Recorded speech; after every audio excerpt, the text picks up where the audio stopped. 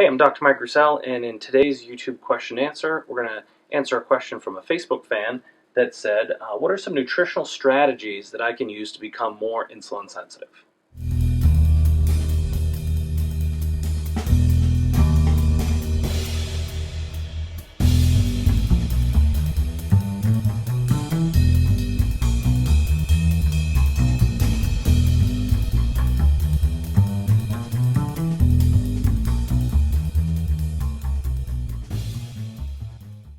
So when it comes to insulin sensitivity, your number one biggest bang for your buck strategy is weight loss.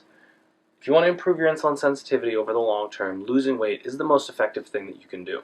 So make that a priority. Getting lean is going to make you more insulin sensitive.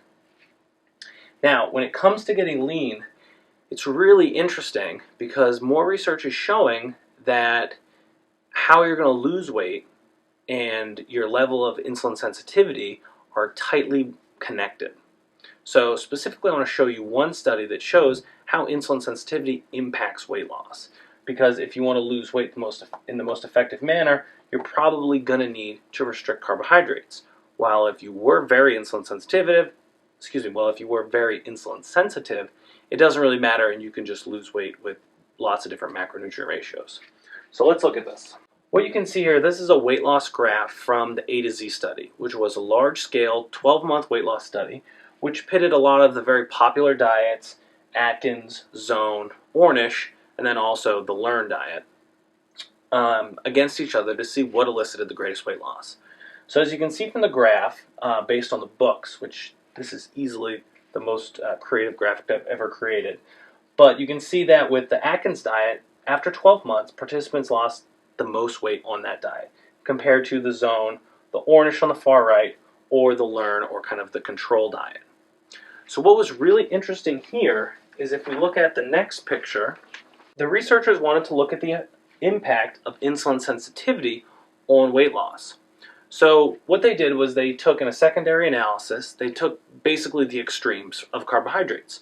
So the Atkins diet, which is the lowest carbohydrate diet, and then the Ornish diet, which is the highest carbohydrate diet. And what they found when they looked at those two extremes and they looked at insulin sensitivity, people who were the most versus the least insulin sensitive, that it didn't really matter who lost the most weight, that it didn't really matter which diet you were on if you were in the most insulin sensitive group. So if you had the highest insulin sensitivity, you lost essentially the same amount of weight if you're on the Atkins diet versus the Ornish diet. So now it gets really interesting when you look at people who are the most insulin resistant. So as you can see here by this slide, people that were the most insulin resistant were really only successful on the Atkins diet, losing an average of 11 pounds compared to just under 4 pounds on the Ornish diet. So this is really interesting and a great example of showing how your insulin sensitivity can impact which diet you should go on to lose weight. So if you're really looking to improve insulin sensitivity, start with a more carbohydrate restricted approach rather than a higher carbohydrate approach.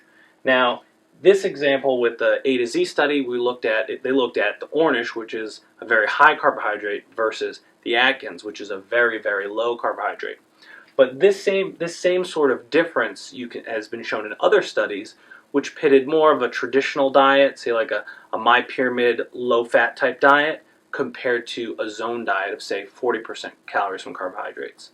So in that case, moving from, say, 50 to 60, like more of a traditional carbohydrate diet, down to a 40% calories from carbohydrate diet, you saw those changes in people who had the poorest insulin sensitivity did better on the Zone type diet.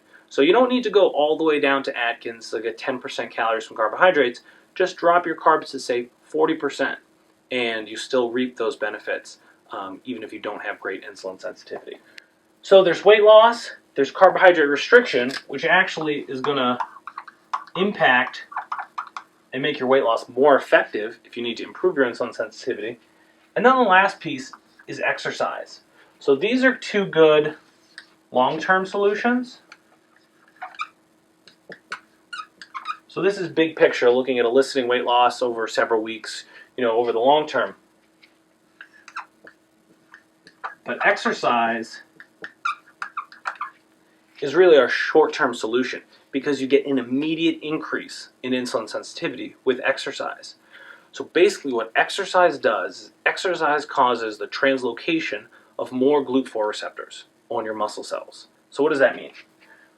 So imagine here's your muscle, right? And then in here are all these glucose transporters waiting to come to the surface. Now the more insulin sensitive you are, the more glucose transporters you're going to have.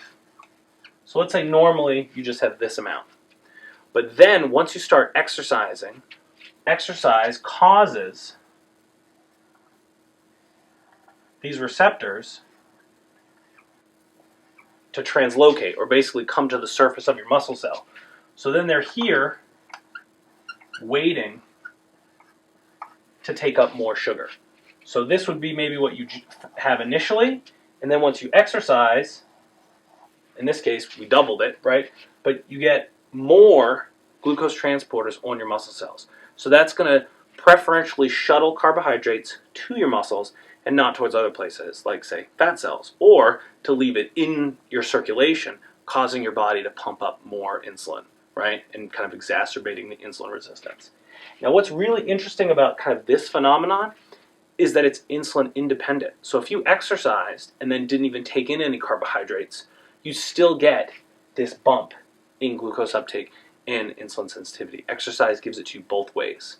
And this happens right away. So by exercising more frequently, let's say you train with weights, or you're going to start training with weights 3 days a week, and then, since you were at the gym, you might as well do a little bit of cardio afterwards. So you spend an hour and a half at the gym 3 days a week. A better strategy would be to train with weights 3 days a week. Maybe you're there for an hour, and then another 2 or 3 days a week, do your cardio or do your intervals then. So you're ending up exercising or getting that bump in insulin sensitivity 5 or 6 times a week instead of just 3. So if you can, space out your exercise so you can reap the benefit of this exercise-induced increases in insulin sensitivity. Okay? So those are the 3 big and key ways to have the biggest impact on getting you more insulin sensitive. I know that exercise isn't really a nutritional strategy, but we're really looking at kind of optimizing the whole system, and it's so important with this, in regards to this, that we had to include it. All right, so that's going to wrap it up for this video, looking at nutritional strategies to help you become more insulin sensitive. I'm Dr. Mike Roussel. Make sure you subscribe to the YouTube channel and visit my blog at mikeroussel.com. Thanks a lot and have a great day.